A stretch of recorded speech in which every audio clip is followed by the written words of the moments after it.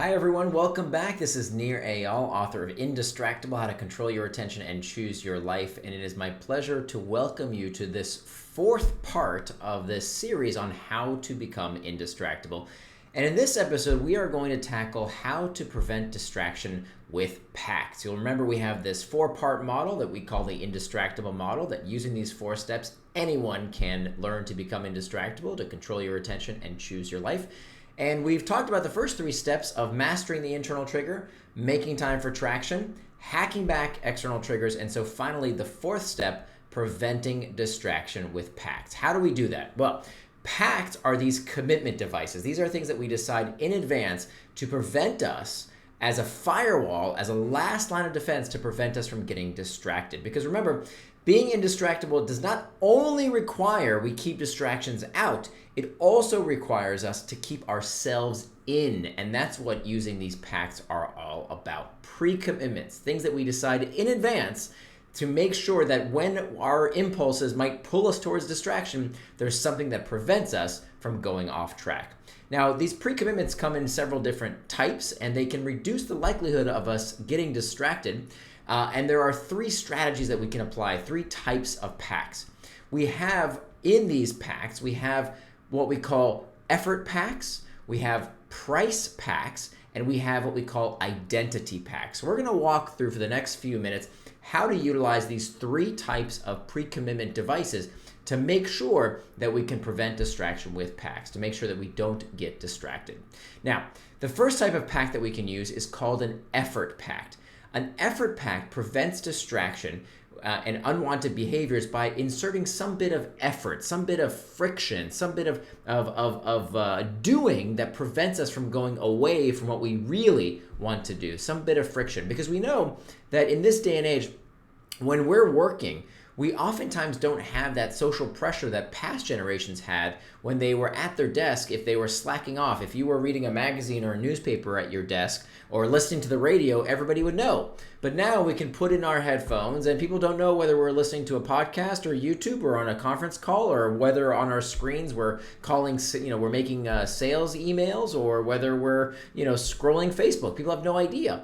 And so that social pressure is gone. And so what we have to do is to replace some of those constraints, replace some of that friction that keeps us on task. Now, the ironic thing is that we can actually use tech to make sure that we prevent ourselves from getting distracted by tech. And so we can use these effort pacts in our daily life.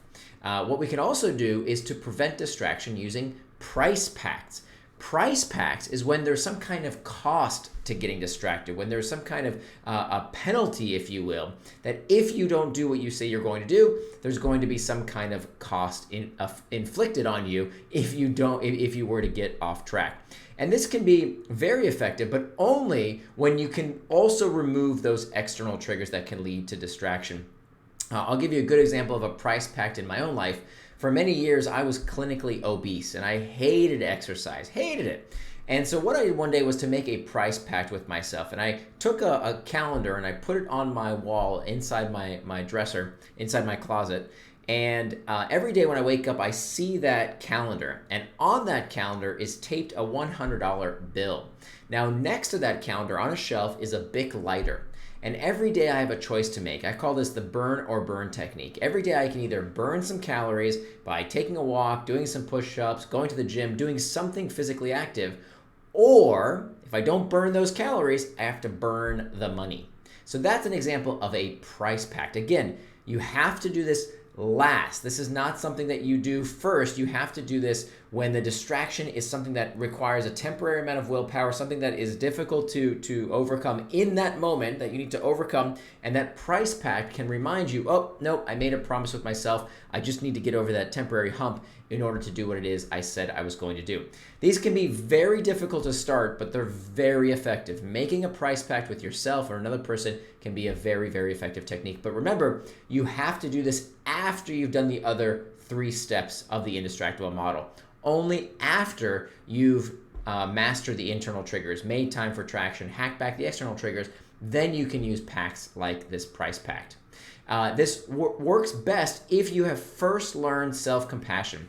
That if you beat yourself up and you don't know how to properly use self-compassion, this technique can in fact backfire. So make sure you reference my book Indistractable, which will tell you exactly how to implement this technique correctly. Because if you do not do it correctly, don't just watch this video. Make sure you get all the techniques and the background on how to use such a technique effectively, or it will backfire. Finally, the last type of pact we can use is what we call an identity pact. An identity pact aligns our behavior with our identity. When people have a moniker, when they have some kind of name they use to call themselves, whether it's a vegetarian or a particular religion or whatever the case might be, when you call yourself a noun, when you have some kind of moniker that you use to identify yourself, that can help you conform to your beliefs, because our identity greatly influences our behavior. So by making an identity pact, by calling yourself by a certain moniker, you are shaping your self-image, which makes it much more likely that you will stay on track. You may have noticed that throughout this series, I've been wearing these shirts with different slogans and mantras relating to time and time management. That's because I'm reinforcing my self-image as someone who is indistractable. That's my noun. That's the kind of person I am. I am indistractable.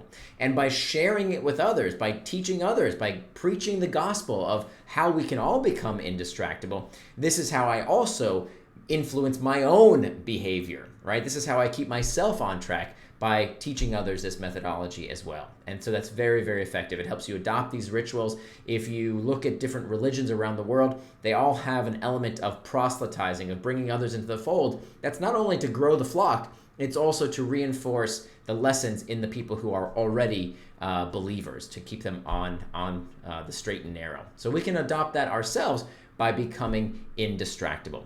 So in summary, you have the power to make these pre-commitments. You can make effort pacts, you can make price pacts, you can make identity pacts. You can use these pacts, these pre-commitment devices, to make sure that when you've tried all the other techniques, this is the last line of defense, this is your firewall to prevent you from getting distracted. Now, of course, there's a big chunk of getting distracted that's not just about what you do, it also has to do with what other people do. And so in the next video, we're going to cover how to build an indistractable workplace, right? Even if we're indistractable, what if everybody around us is distracted and their distraction is causing us to go off track? How do we build an indistractable workplace? So make sure you join me for that next video, and please do follow me on LinkedIn, as well as checking out my website, nirandfar.com. Nir spelled like my first name, so that's N-I-R and far.com. And I will see you on the next video. Until then, stay strong and stay indistractable.